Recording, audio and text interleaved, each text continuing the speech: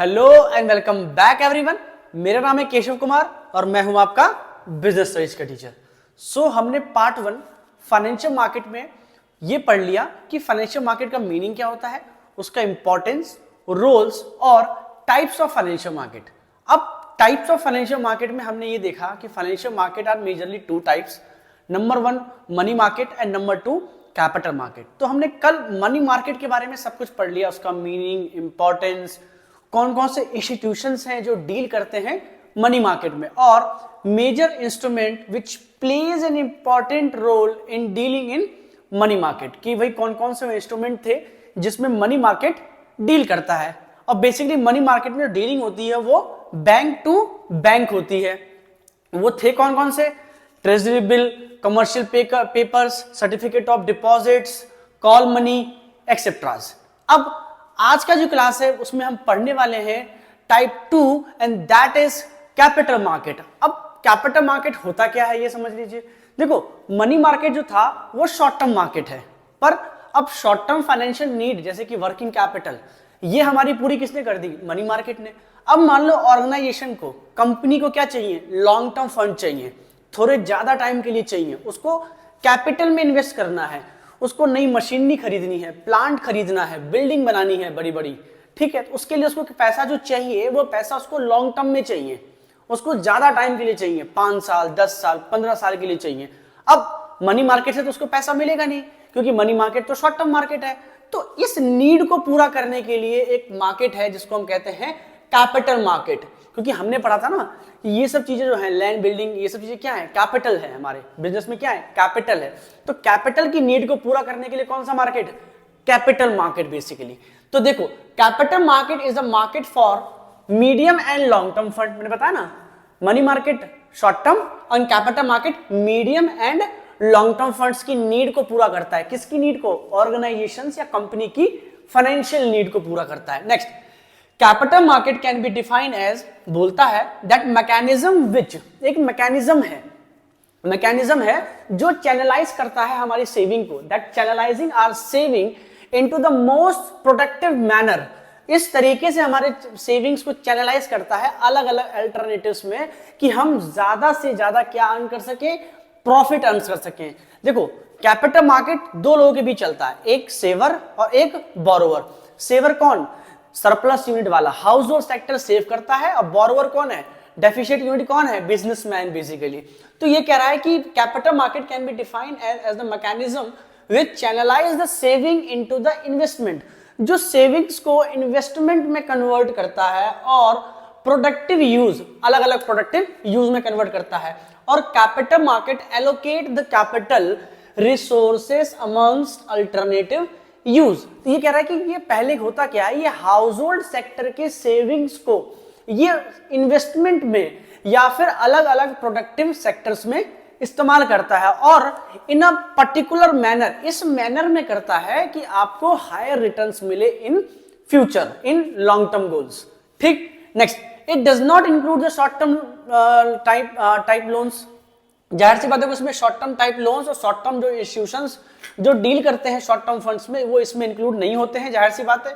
कौन से? क्यों नहीं होते? क्योंकि वो विद इन 1 ईयर कन्वर्ट हो जाते हैं, वो वाले इसमें नहीं आने वाले। Next, the common instrument used in capital market of, वो कौन कौन से कॉमन इंस्ट्रूमेंट्स हैं? देखो, हमने मनी मार्केट का भी इंस्ट्रूमेंट पढ़ा था, call money, certificate of deposit, commercial paper, trade bills etcetera. तो ऐसे ही इसके भी कुछ इंस्ट्रूमेंट हैं जो कि लॉन्ग टर्म में डील करते हैं। अब वो इंस्ट्रूमेंट हैं कौन कौन से? जैसे कि share, debentures, bond, public deposit etcetera. तो है कौन? देखो, share, bonds, debentures, public deposit और म्यूचुअल फंड्स। ठीक है ना। तो ये कुछ इंस्ट्रूमेंट है हमारे इसके। चलिए नेक्स्ट, अब हम समझेंगे कि कैपिटल मार्केट का नेचर कैसा है। तो देखो, पहले मैं एक बार अच्छे से बता दूं, आपको इसके नेचर को याद करने की बिल्कुल भी जरूरत नहीं है। अगर आपने मनी मार्केट के नेचर को याद कर लिया है ऑलरेडी पार्ट 1 में, तो आप इसके नेचर को और उसके नेचर को अगर आप एक तरीके से देखोगे तो 99% सिमिलैरिटीज हैं। एक ही फर्क है बस, खाली सबसे बड़ा फर्क, वो फर्क ये है, द डिफरेंस इज कि वो लॉन्ग टर्म गोल्स के लिए पूरा करता है, लॉन्ग टर्म फाइनेंशियल नीड को पूरा करता है, सॉरी शॉर्ट टर्म करता है मनी मार्केट और लॉन्ग टर्म करता है कैपिटल मार्केट बेसिकली। अभी हम डिफरेंस भी पढ़ेंगे मनी मार्केट और कैपिटल मार्केट का। तो देखो क्या है, लिंक मनी मार्केट भी है, लिंक देखो कैपिटल मार्केट भी, link between the saver and investment opportunity, एक लिंक है दोनों के बीच में। Deals in long term fund, ये लॉन्ग टर्म फंड्स में डील करता है, 5 years 10 years 20 years, मतलब 1 साल से ज्यादा, ठीक। नेक्स्ट, यूटिलाइज इंटरमीडिएट्स, मतलब ब्रोकर्स को फायदा देता है, उनको एम्प्लॉयमेंट देता है।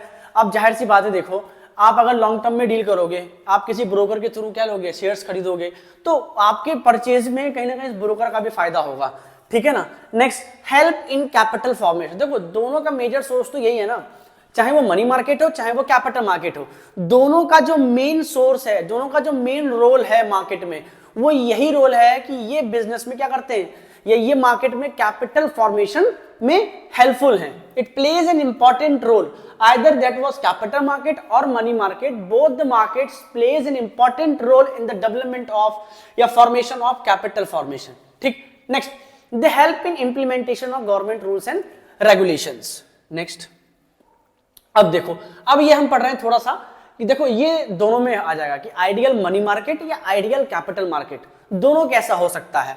तो ये बेसिक पॉइंट है जो मनी मार्केट में भी आइडियल में आ जाएंगे और कैपिटल मार्केट भी आइडियल कैपिटल मार्केट कैसा होगा, ये उसके 4 पॉइंट है। देखो क्या है, जिसमें हर वक्त जो फाइनेंस हो वो रीजनेबल कॉस्ट पे आपको मिल जाए, मतलब कम रेट ऑफ इंटरेस्ट पे आपको पैसा मिल जाए, उसको हम कहते हैं रीजनेबल कॉस्ट पे आपको फाइनेंस मिल जाए और टाइम पे मिल जाए। When the organizations need that finance, जब आपको ऑर्गेनाइजेशन में आपको जब फाइनेंस की जरूरत हो उस समय मिल जाए और at a particular reasonable price पे मिल जाए आपको।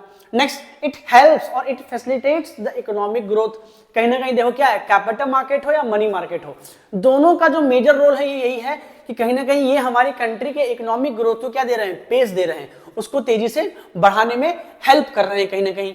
Next, where market operations are free, देखो चाहे वो कैपिटल मार्केट हो चाहे वो मनी मार्केट हो, दोनों ही मार्केट अच्छे तब होते हैं जहां पे जो हमारी बिजनेस की ऑपरेशंस हैं, जो हमारे ट्रेड ऑपरेशंस हैं, जो हम कर रहे हैं वहां पे ट्रेडिंग बेसिकली, तो वो कैसे हो, फ्री हो, नो कॉस्ट, फेयर हो, ठीक से हो रहा हो, एंड ट्रांसपेरेंट, ट्रांसपेरेंसी हो, कोई भी स्पेकुलेशन ना हो वहां पे, किसी भी तरह का एक तरीके से मिसकंडक्ट ना हो, फ्रॉड ना हो वहां पे, लोगों के साथ कोई धोखाधड़ी ना हो जाए। Next, must allocate capital productivity, next क्या है, देखो कि एक तरीके से कैपिटल की प्रोडक्टिविटी, अब देखो मैंने इसकी डेफिनेशन जब बताया था कैपिटल मार्केट का, तो क्या बताया था कि एक तरीके से वो सेविंग्स को इन्वेस्टमेंट में, या फिर आप कह लो कि सेविंग्स को इन अ वेल उस मैनर में आपको चैनलाइज करता है कि आपके कैपिटल को ज्यादा से ज्यादा प्रोडक्टिविटी से, मतलब आपको ज्यादा पैसा मिले, इन रिटर्न आपको प्रॉफिट।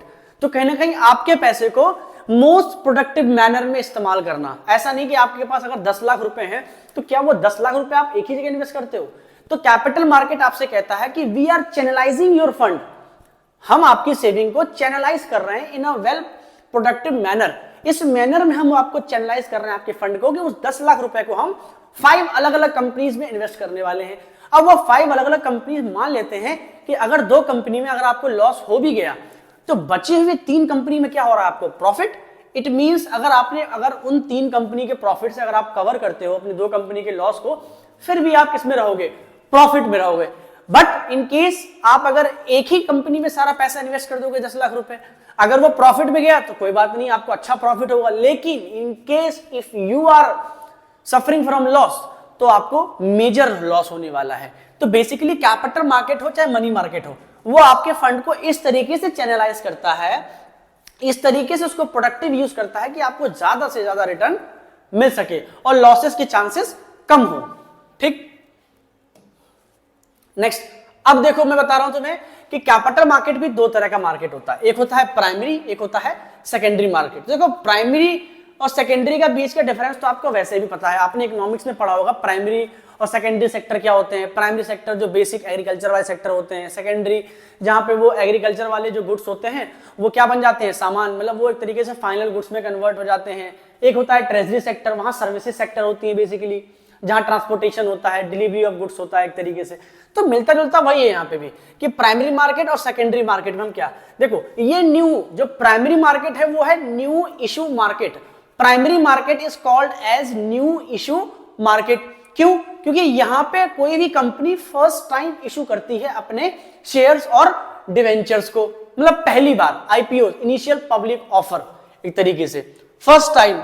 ठीक, नेक्स्ट जो सेकेंडरी मार्केट है, नाम से ही दिख रहा है आपको, ये क्या है, सेकंड हैंड, मतलब यहाँ पे जो मार्केट में जो सिक्योरिटी, जो प्राइमरी मार्केट में सिक्योरिटीज पहली बार इशू हो चुके हैं, उन्हीं सिक्योरिटीज को बार बार डील करना। जैसे देखो आपका स्टॉक एक्सचेंज में क्या होता है, डेली एक बंदा शेयर खरीदता है, एक बंदा बेचता है, फिर तीसरा बंदा खरीदता है, चौथा बंदा खरीदता है। तो क्या वो न्यू फ्रेश शेयर्स हैं? नहीं, वो ऑलरेडी एग्जिस्टिंग शेयर्स हैं जो मार्केट में चल रहे हैं। कभी कोई खरीदता है तो कभी कोई बेचता है एक तरीके से। तो वहां पे क्या एक तरीके से वो मार्केट है, कौन सा सेकेंडरी मार्केट क्या है, एग्जिस्टिंग और सेकेंड हैंड सिक्योरिटीज का मार्केट है।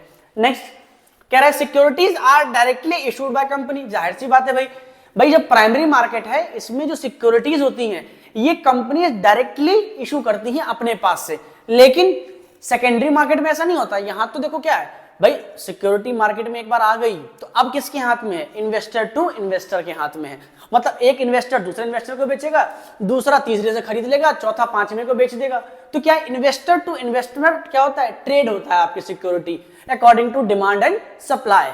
ठीक, next directly contribute to the capital formation. देखो जाहिर सी बात है, पहली बार आपका जो आईपीओ है, इनिशियल पब्लिक ऑफर, आपका जो शेयर है मार्केट में आया है, फर्स्ट टाइम मानते हैं किसी कंपनी का शेयर जो है मार्केट में आया है, तो जो फर्स्ट टाइम जब आएगा तो कहीं ना कहीं आपको वहां से खूब सारा पैसा आएगा, लोग उसको सब्सक्राइब करेंगे, आपको एप्लीकेशन या अलॉटमेंट मनी देने वाले हैं, तो आपको वहां से पैसा आएगा आपके पास कहीं ना कहीं, तो आपके यहाँ डायरेक्टली कैपिटल फॉर्मेशन होगा। But in case secondary market में जब वो शेयर जब डील होगा इन्वेस्टर टू इन्वेस्टर, तो कहीं ना कहीं क्या होगा, आपके शेयर के प्राइसेस हाई होंगे, तो आपको इनडायरेक्ट प्रॉफिट होगा कि आपके पास जो शेयर्स हैं, कंपनी के पास जो शेयर्स हैं, जो इक्विटी शेयर्स हैं, उनकी वैल्यू बढ़ेगी, पर आपको पैसा नहीं आने वाला है वहां पे, सिर्फ उसकी वैल्यू में इंक्रीमेंट होगा एक तरीके से, ठीक है ना। पर यहां पे पैसा आने वाला है, डायरेक्टली प्रॉफिट कैपिटल फॉर्मेशन होगा। नेक्स्ट एक तरीके से देखो प्राइमरी मार्केट में जो शेयर जो फर्स्ट टाइम इशू होता है उसका जो प्राइस होता है वो कौन फिक्स करता है, मैनेजमेंट ऑफ दैट कंपनी। जिस कंपनी का शेयर, उस कंपनी का जो मैनेजमेंट होता है वो उसकी प्राइसेस को फिक्स करता है बेसिकली। पर जो सेकेंडरी मार्केट है यहां पे क्या होता है, देखो मार्केट में जब आप आ गए सेकेंडरी मार्केट में, सेकेंड हैंड मार्केट में, तो वहां पे किसी भी चीज का प्राइस हो, चाहे वो शेयर हो, चाहे वो कोई सामान हो, ठीक है ना, उसके प्राइजेस कौन फिक्स करता है, according to their demand and supply. जैसी डिमांड है वैसी सप्लाई है, तो भाई उसी हिसाब से आपके शेयर के प्राइसेस फिक्स होने वाले हैं। जाहिर से जैसे मान लो रिलायंस का शेयर है, उसकी डिमांड 1 लाख शेयर की है मार्केट में, और मार्केट में 500 शेयर है, तो जाहिर सी बात है कि जो 500 लोगों को ही मिलेगा वो शेयर, लेकिन मांगने वाले कितने, 1 लाख लोग। तो the one who pays the higher amount, वो 500 लोग जो ज्यादा पैसे देके खरीदेंगे शेयर को, उनको मिलेगा, जो 500 कम देंगे उनको नहीं मिलेगा। मतलब मिलने तो 500 लोगों को। जैसे कि छोटा एग्जांपल दे रहा हूं आपको सेकंड हैंड मार्केट का, कि जैसे मान लो एक ही एप्पल है मार्केट में, अब खरीदने वाले 2 लोग हैं, ठीक है, तो मान लेते हैं एक ही एप्पल है, वो 10 रुपए का एप्पल है, मैं शेयर से समझ लो एक ही शेयर है, ठीक है, या एक ही एप्पल है। अब एक बात बताओ कि ए ने लगाया उसको 10 रुपए, अब बी कह रहा है भैया मैं तो 12 में लूंगा, जल्दी लाओ। तो मुझे एक बात बता दो, एप्पल किसके दोगे आप, 12 रुपए वाले को दोगे, तो अब उस 10 रुपए के एप्पल की वैल्यू नेक्स्ट टाइम कितनी हो गई, 12 रुपए। तो देखो कैपिटल फॉर्मेशन हुआ ना, यहाँ पे 10 रुपए से 12 रुपए पे आया, तो 2 रुपए की कैपिटल एग्जिस्टिंग बढ़ी। तो ऑलरेडी जिसके पास एप्पल होगा पहले से, उसके एप्पल्स ऑलरेडी कितने के हो गए, 12 के हो गए। क्यों, क्योंकि मार्केट में एप्पल कितने का मिल रहा है, 12 रुपए का मिल रहा है। तो सोचो जब मार्केट में एप्पल 12 रुपए का है, तो जिसके पास 1000 एप्पल रखे हुए हैं, उसके एप्पल्स के रेट तो ऑटोमेटिकली क्या हो गए, बढ़ गए बेसिकली। जैसा देखो अभी प्याज के साथ हुआ था, टमाटर के साथ होता है मार्केट में, आप सबने देखा होगा, देखो टमाटर के प्राइसेस हाई हो जाते हैं, ठीक है ना, कई बार। नेक्स्ट अब देखो हम पढ़ेंगे कैपिटल मार्केट और मनी मार्केट के बीच का डिफरेंस। तो देखो कैपिटल मार्केट और मनी मार्केट के बीच के डिफरेंस देखो क्या है।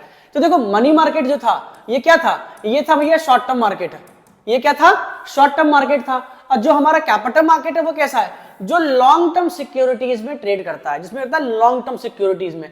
अब अगर लॉन्ग टर्म है तो कहीं ना कहीं यहाँ 1 साल से ज्यादा होगा, 1 साल से ज्यादा होगा। और मनी मार्केट में क्या है, up to 1 year, up to 1 year मतलब समझ लो 364 डेज, अप टू 1 ईयर में क्या है 364 डेज। अब सुनो नेक्स्ट देखो क्या है, मनी मार्केट में लिक्विडिटी हाई होती है। क्यों होती है लिक्विडिटी हाई, यहां पे आपको पैसा तुरंत आता है, तुरंत जाता है, बार बार आपके पास within 1 year your stocks और your bonds are quickly convertible into the cash, तो कहीं ना कहीं लिक्विडिटी ज्यादा है as compare to capital market, ठीक है ना। एक तरीके से देखो मनी मार्केट में जो है वो रिस्क ज्यादा है, लेकिन मनी मार्केट में रिस्क ज्यादा है as compare to capital market, वहां पे रिस्क कम है। दोनों के मैं दोनों के बता दूं कुछ इंस्ट्रूमेंट। तो देखो मनी मार्केट के क्या क्या इंस्ट्रूमेंट थे ये बताओ पहले मेरे को। मैंने बताया था ना मनी मार्केट के क्या इंस्ट्रूमेंट थे, एक तरीके से कमर्शियल पेपर्स, ट्रेजरी बिल्स, ये सारी चीजें हैं, ठीक है ना। और कैपिटल मार्केट के क्या है, शेयर्स, डिवेंचर। देखो ये कुछ गड़बड़ लग रहा है मुझे यहाँ पे ना, ये कुछ गलत है, ये वाला पॉइंट मैं बता दूं, ये पॉइंट नोट मत करना, ये पॉइंट नोट मत करना please, do not note this point. ये जो लास्ट वाला पॉइंट है ये स्टेटमेंट वाले, देखो मनी मार्केट के शायद ये वाले हैं, मैं टिक कर दे रहा हूं फिर भी एक बार। देखो ये मनी मार्केट, सॉरी ब्लैक ले लेते हैं, यहाँ पे ब्लैक ही चलेगा। देखो मनी मार्केट के ये इंस्ट्रूमेंट है और कैपिटल मार्केट के ये इंस्ट्रूमेंट है एक तरीके से, शेयर्स, बॉन्ड एंड डिवेंचर्स, ये सब, ठीक है ना। तो ये आप समझ जाना, दोनों के इंस्ट्रूमेंट थोड़ा गलत तरीके से मिसप्लेस है, तो इसको जरा देख लेना, ठीक है। अब देखो दोनों का जो आरओआई है, ठीक है ना, आरओआई हम किसे बोलते हैं, मैं फिर से बता दे रहा हूं, मैं ये पॉइंट बता रहा हूं, रिटर्न ऑन इन्वेस्टमेंट। तो देखो कैपिटल मार्केट का, देखो ROI that is return on,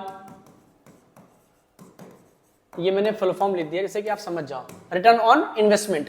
अब देखो जाहिर सी बात है मनी मार्केट में क्या होता है, एक साल के अंदर ही पैसा आपके पास वापस आ गया, आपकी चीजें वापस आ गई, तो भैया एक साल में अगर आप अपना पैसा इन्वेस्ट करोगे तो कितना बढ़ेगा, 5%, 10%, 15%। लेकिन अगर आप वही पैसे को 5 साल या 10 साल के लिए आप अगर इन्वेस्ट करोगे, तो मान लेते हैं 10 साल में अगर हर साल 10% से बढ़ा, तो 10 साल में कितना हो जाएगा, 100%। इसका मतलब आपकी जो भी एग्जिस्टिंग वैल्यू थी उससे क्या हो जाएगी, डबल। तो कहीं ना कहीं कैपिटल मार्केट में जो रिटर्न होता है वो हायर होता है as compare to money market. आई बात समझ में, चलिए ठीक।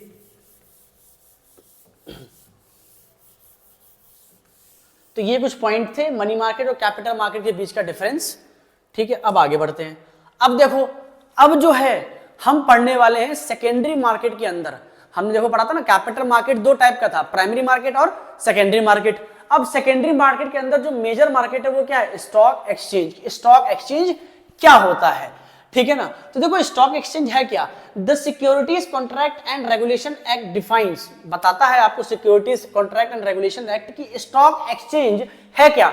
एन ऑर्गेनाइजेशन, एक ऑर्गेनाइजेशन है या एक बॉडी ऑफ इंडिविजुअल है, मतलब लोगों की एक बॉडी है, एक संस्था है, एक ग्रुप ऑफ पीपल है जो एक साथ जमा हुए हैं, जिससे कि वो लोग क्या कर सकें, बायर्स और सेलर्स के राइट्स को प्रोटेक्ट कर सकें। बायर्स और सेलर किसके, सिक्योरिटीज के बायर्स और सेलर जो है उनके राइट्स को प्रोटेक्ट कर सकें। तो डेफिनेशन बिल्कुल ऐसे ही आप लर्न करो, एन ऑर्गेनाइजेशन और body of individual weather incorporated और नॉट एस्टैब्लिश्ड। वो जरूरी नहीं है कि बिल्डिंग में बैठे होंगे, whether incorporated or not established for the purpose of assisting, regulating and controlling, है ना, assisting बताना सही चीज, regulating उसको रेगुलेट करना जिससे कि कोई भी मिसकंडक्ट ना हो, कोई भी फ्रॉड ना हो, प्रॉपर रूल्स प्रोवाइड कराना, एंड कंट्रोलिंग कंट्रोल करना रूल्स से, और बिजनेस इन बाइंग, बिजनेसेस को, बाइंग किसका, सिक्योरिटीज का, सेलिंग किसका, सिक्योरिटीज का, और डीलिंग इन सिक्योरिटीज, ठीक है। तो इसको आप अच्छे से उतार लेना, ये थोड़ा डेफिनेशन लर्न कर लेना अच्छे से। आगे बढ़ते हैं, फंक्शंस ऑफ स्टॉक एक्सचेंज। अब देखो स्टॉक एक्सचेंज का फंक्शन क्या है, तो देखो हमने क्या बोला कि एक तरीके से एन ऑर्गेनाइजेशन और a body of individual weather incorporated और नॉट एस्टैब्लिश्ड, वेदर इनकॉर्पोरेटेड और नॉट एस्टैब्लिश्ड, ठीक है ना, जो कि क्या है एक तरीके से बायर्स और सेलर्स के राइट को प्रोटेक्ट करने के लिए, ठीक है। कौन से right, buying and selling of securities वाले राइट्स को। तो देखो फंक्शंस ऑफ स्टॉक एक्सचेंज क्या है एक तरीके से, तो देखो पहला फंक्शन क्या है, ये इकोनॉमिक बैरोमीटर है। इकोनॉमिक बैरोमीटर मतलब क्या, इकोनॉमिक ग्रोथ को नापने की एक मशीन है जिसमें आपको पता चलता है कि आपकी इकोनॉमी की ग्रोथ कैसी है एक तरीके से। It helps in economic growth, ठीक। Next, pricing of security. Stock exchange ही निर्धारित करता है किसी भी सिक्योरिटी की मैक्सिमम और मिनिमम प्राइस क्या हो सकती है मार्केट में, ठीक है। सेफ्टी ऑफ ट्रांजेक्शन, जो इंश्योर करती है किसकी, सेफ्टी ऑफ ट्रांजेक्शन की, आप जो ट्रांजेक्शन कर रहे हो बाइंग एंड सेलिंग की, आप जिस ब्रोकर के साथ कर रहे हो या आप जिस भी इंटरमीडिएट्स के साथ कर रहे हो, तो आपके साथ किसी भी तरह का फ्रॉड नहीं होगा। इट मींस स्टॉक एक्सचेंज एक तरीके से आपको क्या फैसिलिटी देता है, it provides this facility of कि आपके साथ की कोई भी फ्रॉड नहीं होने वाला है, ठीक है। That means it provide the safety of transactions. Next, contribute to economic growth, simple सी बात है भैया। Promotes the habit of saving and investment. कहीं ना कहीं देखो क्या है कि स्टॉक एक्सचेंज का सबसे बड़ा दो ही काम है, किसी भी स्टॉक एक्सचेंज का, चाहे वो किसी भी कंट्री का हो, ठीक है ना, उसका दो ही मेन काम है। पहला काम ये है कि रूल्स एंड रेगुलेशंस को फॉलो अप कराना, ठीक है, राइट्स को सेव करना, किसके, बायर और सेलर दोनों के राइट को सेव करना।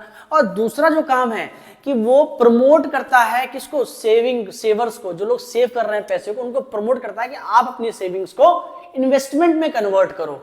तो ये इसका मेजर काम है, मेजर फंक्शन है। नेक्स्ट, लिक्विडिटी में हेल्प करता है आपको एक तरीके से।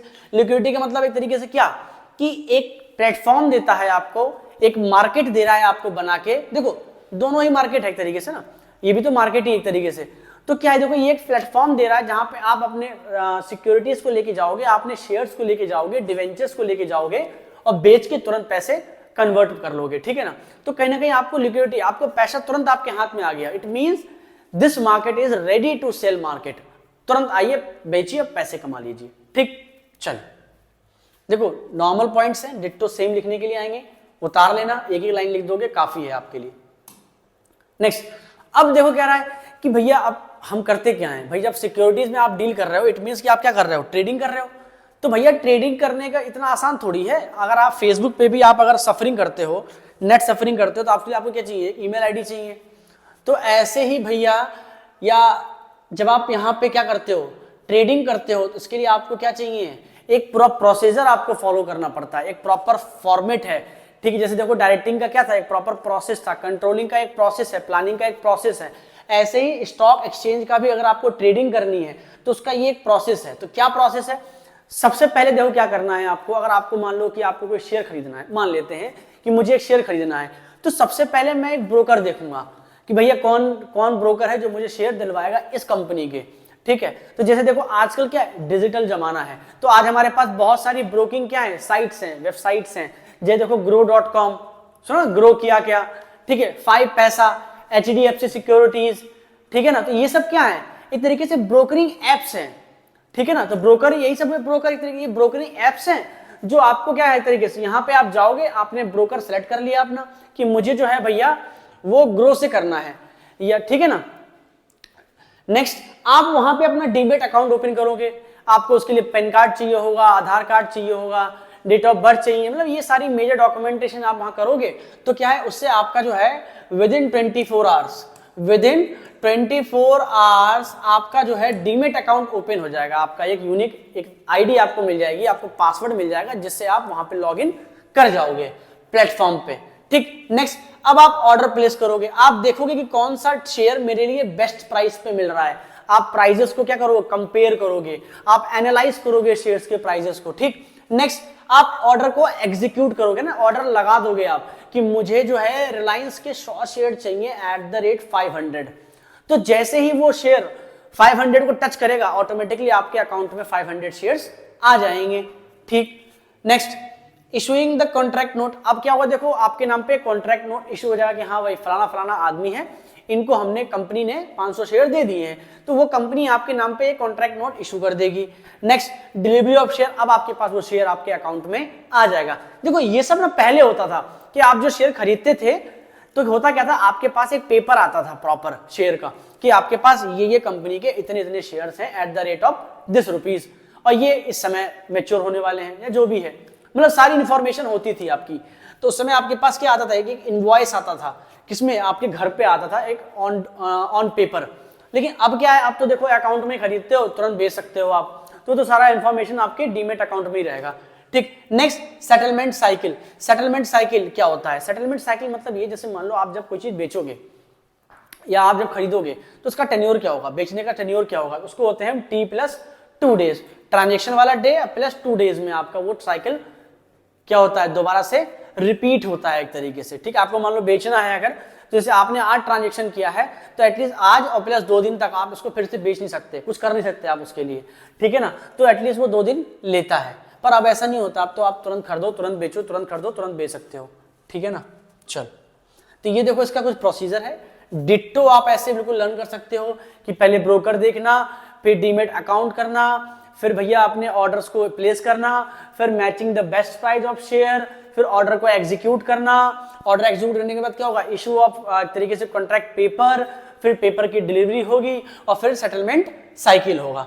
ठीक, चलिए नेक्स्ट। अब अभी तक हमने पढ़ लिया था कि स्टॉक एक्सचेंज होता क्या है, इसके फंक्शंस क्या क्या है, स्टॉक एक्सचेंज में ट्रेडिंग करने का क्या प्रोसीजर होता है। अब हम पढ़ेंगे कि हमारे इंडिया में स्टॉक एक्सचेंज क्या है। तो भैया हमारे इंडिया में जो स्टॉक एक्सचेंज है उसका नाम है सेबी। क्या नाम है उसका? SEBI, securities exchange board of India. SEBI क्या है? Securities exchange board of India. मतलब जहां पे सिक्योरिटीज का एक्सचेंज हो रहा है, एक बोर्ड है किसका? इंडिया का, एक प्लेटफॉर्म किसका? इंडिया का, जहां पे सिक्योरिटीज का एक्सचेंज हो रहा है। तो बेसिकली देखो ये प्रॉपर उसके बारे में फुल टू फाइनल इंफॉर्मेशन है, मोस्ट इंपॉर्टेंट। ये क्या है? मोस्ट इंपॉर्टेंट है, इसको बिल्कुल अच्छे से समझ लेना। तो देखो क्या है, security exchange board of India was set up in 1988। ये 1988 में सेटअप हुआ था और 1992 में इसने एक तरीके से लीगल स्टेटस मिला था। इसको ध्यान रखना, 1988 में सेटअप हुआ था, बना था, पर इसको पार्लियामेंट्री लीगल स्टेटस, सुना था ना आपने, कंपनी का अपना एक लीगल स्टेटस होता है, एक सेपरेट लीगल एंटिटी होती है, एक परपेचुअल सक्सेशन मिलता है आपको, अपना खुद की आइडेंटिटी। वो आइडेंटिटी इसको जो थी सेपरेट लीगल एंटिटी, वो 1992 में मिला था। कब मिला था? 1992 में। देखो ये लिखा है मैंने यहाँ पे, 1992 में मिला था। उससे पहले ये एक तरीके से क्या था, मार्केट में एक वॉच डॉग था। ये क्या था? ये एक तरीके से एक वॉच डॉग था। वॉच डॉग कहते हैं ना, वो एक तरीके से एक गार्ड जो देखता था कि सिक्योरिटीज जो एक्सचेंज हो रही हैं, जो बाइंग एंड सेलिंग हो रही है मार्केट में, उसको देखना, ट्रांजैक्शन के ऊपर नजर रखना कि कहीं ऐसा तो नहीं फ्रॉड हो रहा है, कहीं ऐसा तो नहीं एक तरीके से माल प्रैक्टिसेस हो रही हैं, किसी के साथ कोई दिक्कत आ रही है, ठीक है, लोग रूल्स एंड रेगुलेशंस को फॉलो कर रहे हैं कि नहीं कर रहे हैं, क्या ट्रेडिंग साइकिल फॉलो हो रही है कि नहीं हो रही है, क्या ट्रेडिंग प्रोसीजर फॉलो हो रहा है कि नहीं हो रहा है। तो ये सारी चीजें वो करता था। नेक्स्ट, जब 1992 में जब इसको लीगल स्टेटस मिल गया, तो उससे पहले ये सिर्फ देखता था, फिर ये रेगुलेटिंग बॉडी बन गया। क्या बन गया? फिर रेगुलेटिंग एंड कंट्रोलिंग बॉडी बन गया। फिर ये एक तरीके से कंपनीज को कंट्रोल भी करने लगे थोड़ा बहुत, कि भाई देखो ऐसा नहीं, ऐसा करना है, मतलब इंस्ट्रक्शंस लेके आने लगे 1992 के बाद में। ठीक है, तो it regulates the function of securities market. ये सिक्योरिटीज मार्केट के फंक्शन को तरीके से रेगुलेट करता है। सेबी प्रमोट करता है कि आपका जो स्टॉक एक्सचेंज में जो आपका जो ट्रेडिंग है ये हेल्दी और सेफ हो, मतलब अच्छे से आप ट्रेडिंग करो, आपके राइट्स को सेव करता है एक तरीके से। नेक्स्ट, इसको लीगल स्टेटस कब मिला था? 1992 में मिला था। SEBI is a body corporate having the separate legal entity. इसके बाद इसको एक बॉडी कॉर्पोरेट बॉडी बना दिया गया था, जिसके पास अपनी खुद की separate legal entity. Separate legal entity का मतलब होता है, देखो बिजनेस में भी हमने पढ़ा है कि बिजनेस और बिजनेस का ओनर दोनों अपने आप में अलग अलग हैं। बिजनेस के पास अपनी खुद की एक सेपरेट लीगल एंटिटी होती है और ओनर की अपनी खुद की अलग एक सेपरेट लीगल एंटिटी होती है। तो यही कह रहा है कि ये सेबी के भी अपनी खुद की एक क्या है, सेपरेट लीगल एंटिटी है। ये अपने आप में वर्क एज एन इंडिविजुअल, एक अपने आप में इंसान की तरह काम करता है मार्केट में। ठीक है, चल देखो अब ये कह रहा है कि ऑब्जेक्टिव्स ऑफ सेबी। भैया सेबी का ऑब्जेक्टिव है क्या? भाई कोई भी चीज बनती है, आप अपना घर बनवाते हो या कोई भी ऐसा काम करते हो, तो उसके पीछे ऑब्जेक्टिव होता है ना, कि मेरा घर ऐसा होना चाहिए तो मैं इसमें ये करूंगा, मेरे घर में एक जिम होगा, ये होगा, वो होगा। तो ऐसे इसके बनने के पीछे भी कुछ ऑब्जेक्टिव थे। तो these are 5 basic objective. Number 1, to regulate the activities of stock exchange. Stock exchange की एक्टिविटीज को रेगुलेट करने में हेल्पफुल था, मतलब regulating and controlling authority of stock exchange. Next, to protect the right of investors. Investors की right को protect करना, जिससे कि इनके साथ कोई भी माल प्रैक्टिस या कोई भी फ्रॉड ना हो, कोई मिसकंडक्ट ना हो, कोई भी स्पेकुलेशन ना हो मार्केट में शेयर से रिलेटेड। ठीक, to prevent the fraud and malpractices by broker. जाहिर सी बात है, ये फ्रॉड कौन करता है? ब्रोकर्स करते हैं। कौन करते हैं? ब्रोकर्स ही करते हैं, या अंडरराइटर्स करते हैं। कौन होते हैं? अंडरराइटर्स करते हैं। To regulate and develop the code of conduct. Regulate भी करता है पूरे मार्केट को, और डेवलप करना क्या? Code of conduct. कंपनीज के लिए code of conduct, guideline issue करना कि आप अगर मार्केट में अपना शेयर लेके आते हो, आइदर दे वाज प्राइमरी और सेकेंडरी मार्केट शेयर्स, तो आपको इस तरीके से अपने रूल्स एंड रेगुलेशन को फॉलो करना है। ठीक है ना, चलिए नेक्स्ट, अब हम पढ़ेंगे देखो फंक्शन ऑफ सेबी, कि भाई जो सेबी है इसके भी अपने कुछ फंक्शंस हैं। तो देखो इसके मेजर 3 फंक्शंस ही हैं, ठीक है ना।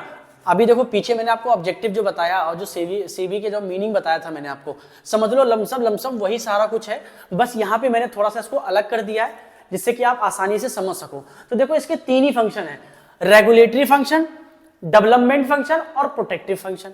नाम से समझ में आ रहा है, देखो वो रेगुलेट करता है किस चीज को, रूल्स एंड रेगुलेशंस को, कोड ऑफ कंडक्ट को, किसको, कोड ऑफ कंडक्ट को, किसको करता है वो रूल, कोड ऑफ